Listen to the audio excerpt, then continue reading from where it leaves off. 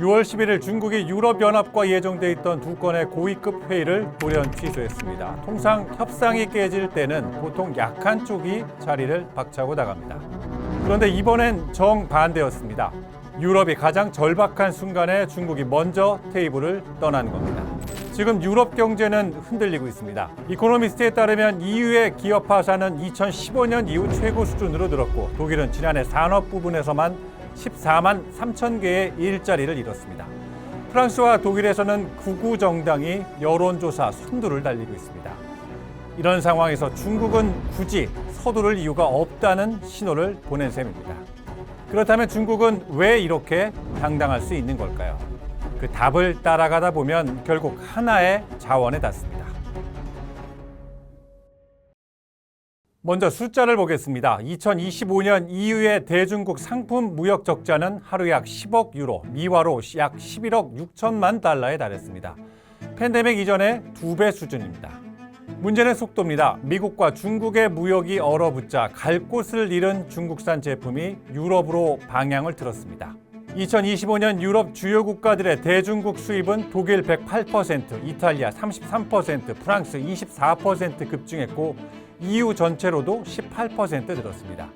베이징 주재 EU 상공회의소의 옌스 에스켈론 회장은 이 관계를 이렇게 표현했습니다. 2만 4천 개의 컨테이너를 가득 싣고 유럽으로 향한 거대한 중국 화물선이 돌아올 때는 거의 텅 비어있다. 들어오는 것은 넘치고 나가는 것은 비어있다는 겁니다. 그렇다면 이 모든 게 중국 책임일까요? 여기서부터 시각이 엇갈립니다. 선진국 클럽인 OECD는 중국 기업들이 2005년부터 2024년까지 경쟁국 기업보다 3배에서 8배 많은 보조금을 받았다고 분석했습니다. 실제로 중국 기업의 32%는 적자 상태이며 보조금이 없으면 상당수가 버티기 어렵다는 지적이 나옵니다. 가격을 시장이 아니라 국가가 떠받치고 있다는 비판입니다.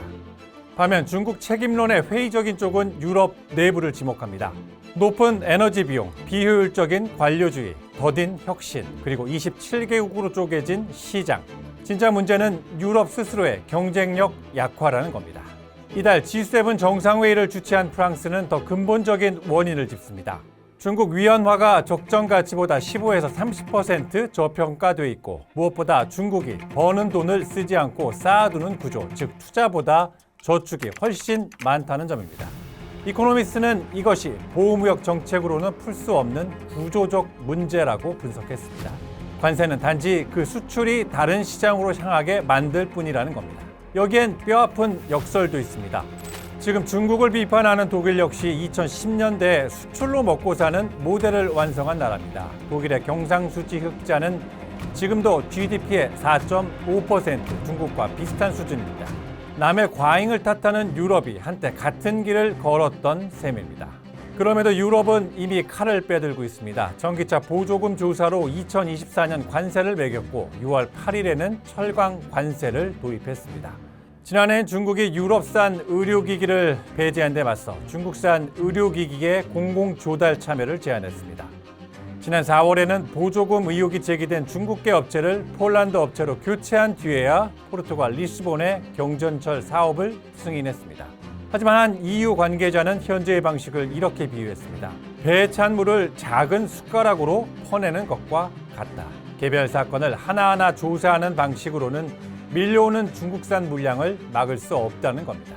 영국 이코노미스트는 지금 유럽 앞에 놓인 카드를 크게 3가지로 분석했습니다. 첫째, 기존 무역 방어 수단을 더 강하게 쓰는 것입니다. 제품군 전체에 한꺼번에 적용하거나 보조금을 받지 않았다는 입증 책임을 기업 쪽에 떠넘기는 방안입니다. 둘째, 미국의 무역법 301조를 본뜬 유럽판 제도를 만드는 것입니다. 개별 조사 없이 광범위하게 관세를 부과할 수 있는 훨씬 강력한 무기입니다. 셋째, 무역 조치와 산업 정책을 결합하는 것입니다. 공공조달의 유럽산 비율을 의무화하고 이른바 메이드 인 유럽법으로 중국 자본의 투자를 제한하는 방안이 논의되고 있습니다. 앞서 인트로에서 던진 질문으로 돌아가 보겠습니다. 중국은 왜 협상장을 떠나고 당당할까요? 답은 바로 히토류입니다. 중국은 전 세계 히토류 정제의 약 90%를 장악하고 있습니다. 텅스텐은 80%, 안티모니는 60%입니다. 유럽 대기업의 80% 이상이 이 중국산 공급망에 의존하고 있습니다. 지난해 중국은 미국의 관세에 맞서 두 차례 히토류 수출 통제를 꺼내들었습니다. 특히 두 번째 조치는 중국산 원료가 0.1%만 들어가도 수출 허가를 받도록 하는 사실상의 역외 규제였습니다. 두 번째 통제는 2026년 11월까지 유예된 상태입니다. 폐지가 아니라 잠시 멈춰 세워둔 칼과 같습니다. 언제든 다시 빼들 수 있다는 뜻입니다. 전문가들은 중국의 전략을 희소성이 아니라 통제의 무기화라고 부릅니다. 공급을 완전히 끊지 않고 딱 부족하지 않을 만큼만 풀어 상대가 대안을 찾지 못하게 만드는 방식입니다. 실제로 유럽이 독자 공급망을 구축하는 데는 20년 이상이 걸릴 것으로 추산됩니다.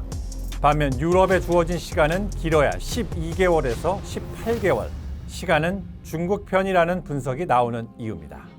문제는 유럽이 한 목소리를 내지 못한다는 점입니다. 유로뉴스에 따르면 프랑스, 이탈리아, 스페인, 네덜란드, 리투아니아는 더 빠르고 강한 관세와 쿼터를 요구하는 공동문서에 서명했습니다. 하지만 독일은 다릅니다. 깊은 무역 적자에도 불구하고 독일은 자국 기업의 중국 시장 접근을 지키려 합니다. 중국의 보복 한 번이면 자국 산업이 마비될 수 있다는 두려움 때문입니다. 스페인은 또 다른 현실론을 펴니다. 강력해진 중국의 존재를 인정해야 하며 대응은 명백히 불공정한 행위에만 한정해야 한다는 겁니다. 이코노미스트가 인용한 한 독일 정부 관계자는 핵심을 이렇게 짚었습니다. 가장 중요한 건 가능한 한 빨리 중국 의존도를 줄이는 것이다. 그렇지 않으면 무역 방어를 하겠다는 위협은 아무런 힘이 없다. 칼은 들었어도 휘두를 각오가 없으면 협박은 통하지 않는다는 겁니다. 고대 그리스 역사가 투키디데스는 신흥 강대국의 부상이 결국 충돌을 부른다고 봤습니다. 만약 그가 오늘의 경제를 봤다면 유럽과 중국의 무역 전쟁을 예견했을지도 모릅니다.